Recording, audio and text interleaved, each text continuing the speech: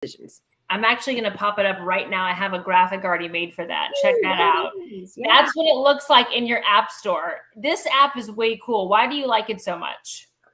Well, what I like is that all the information is in one spot.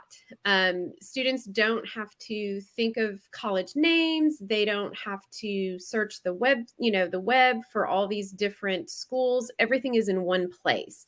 And it provides recommendations based on your academic profile and your financial need. So it kind of saves a lot of time in your college research. All right, perfect. So make sure you go into your wherever you can get your app and download that, or go onto your scholarshot.org. You guys have got it there too. Yes, there's a link to it there as well. Okay, so let's talk about the top 4 things you need to be doing before your senior year. I've got these popped up here. We're going to go through them. Yes. What do you want to start with today? Well, the first thing that I would like to start with is really just studying and registering for your ACT or SAT if you have not already taken it, or if you plan to retake it. Maybe you weren't happy with your first score. Most juniors take it on March 7th, the ACT. That is usually a school-provided one, and that's a good test run. But the ACT and SAT are really good indicators of what your academic success will look like your freshman year of college. So it's important to study for it. It's important to learn how to take these tests. They are very different from the STAR tests and EOCs that everyone is used to. And it also, if you score high enough, can provide merit scholarship money for whatever school that you choose to go to. So, okay, that's a really good point. Do you find when it comes to this, how prepped do you feel like you need to be? Does it depend on the student? I think it depends on the student and what your strengths are. Most students will spend probably 2 or 3 months studying for one of the exams. If you've already taken it, a good rule of thumb is about a 2-point increase for every 4 weeks of studying. And that's like studying every day on a regular basis, not just once a week or cramming. Yeah, or cramming the night before. Okay, guilty. No, I'm kidding. Okay, I'm going to pop this back up for you too. So some other things to talk about before your senior year. I'm just going to go in order, okay. But choosing a prompt or maybe 2 for your college application. So Apply Texas is for all of the colleges and universities found in Texas that are public, as well as some of the private, SMU and Rice. You can also look at the Common Application. I know that the UT system is now on the Common Application, but all of their prompts are displayed. You can find them on the web through College Board or the MyACT, but it's really important to get those written and done. So Common Application opens August 1st. And the Apply Texas opens on July 15th. So that's just when they open. But the application itself is pretty lengthy. So the more pieces that you have finished prior to the opening, the easier and faster that application process will go. And you said Common Application opens August 1st. And when does the other application open? Which one is that? The Apply Texas, and that opens on July 15th. Okay. Is there a reason to kind of get going with it? Does it matter if you're early? Well, no. I mean, in some cases, yes. Everybody, wants to get into the same big name schools. That's usually what happens. We all want to go to UT and A&M and, Texas Tech. So the earlier that you apply and that your application is ready, the greater the chances that you will get in. A lot of times it's like you get in and you get in and you get in and you get in. And then that starts to narrow closer to the deadline. Very interesting. Yeah. So getting in at the beginning is usually a good idea. Then you have your decision a lot sooner as well. And you can start planning financially for the next year. Okay. I'll pop this up one more time here. So talking about the next one, I see you're talking about a resume.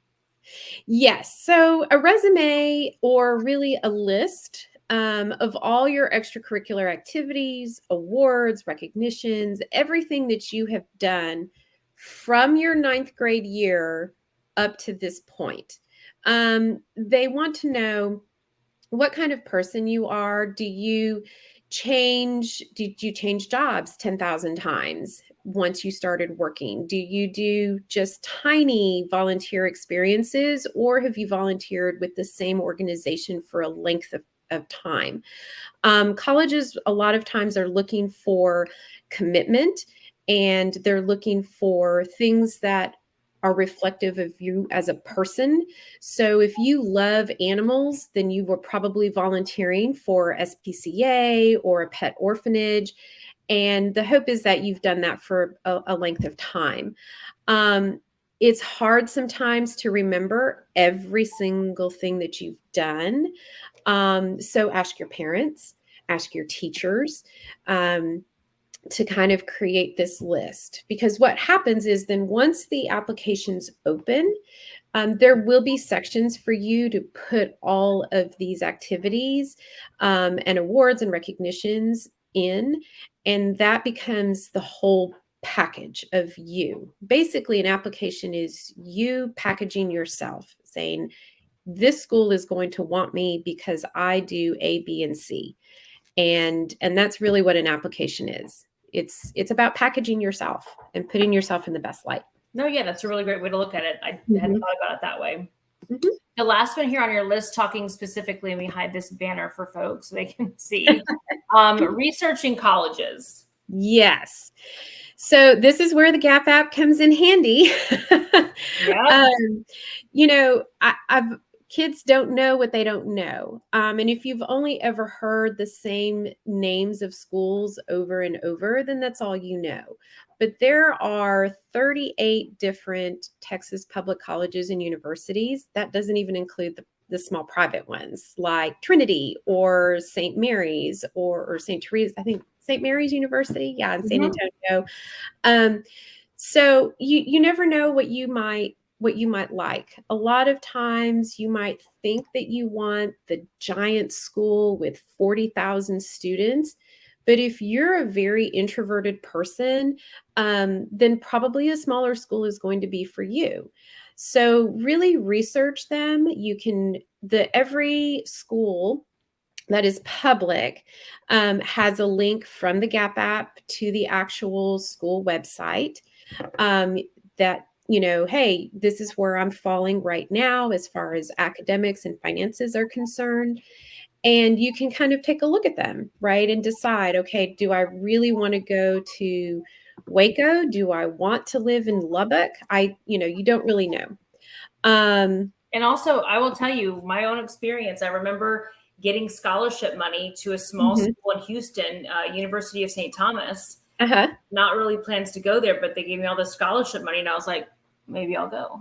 Maybe I'll go there. I know. Well, and that's just it. You don't know. Like this is going back years and years and years ago, but I'm like, I got into UT. I thought I wanted to go.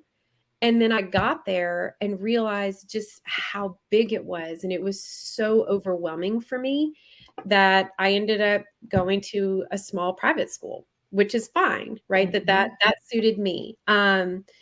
And so the second part of that is really visit if you can. If you're able to, it is worth it to take the drive, the 3-hour, 4-hour, 5-hour drive to the school and visit. That way you get a really good sense of what the campus is like, what the students are like, the buildings, maybe aesthetically. I know my own daughter thought she wanted to go to a particular school in California. We actually visited, and she did not like any of the buildings. She didn't like the setup. And I was like, it's so good that we decided to make it would have been terrible to find out your freshman year. I don't like this. I don't really want to be here. So it is worth it if you can make it. Take the trip. A lot of schools have virtual tours now where you can look at them online as well. So whatever you are able to do, and spend that summer, spend even the beginning of the fall. it is okay to apply to a school and then visit later. If you think that you're even interested in it, then apply and visit when you can. Okay, really good points. So I think we touched on all of them. I'm going to pop them up just in case, but I think we got to everything. Am I right? Yes. Okay. Lots to do before your senior year, because then it goes by fast. And let me, I will add one thing to the the prompts and applications part of it. Okay. Once school is back in session, please, kids, please check with your counselors about how to get letters of recommendation. Yes. Okay. Yeah, because every school has a different process. Like I know for my local high school, there's a form that they have to fill out. Then they turn the form in with their resume. And then the counselor provides the letter of recommendation. So there's a process for every high school. Make sure that you understand that process and that you get it done early on, because they can take 2 weeks, 3 weeks, sometimes even up to a month when they get slammed with all of these applications. All right. Great advice. It's good to see you, Christina. Thanks so much. We've helped everybody some of before senior year, and I'll see you on the next recording. Sounds great. Thanks so much. Have a great day.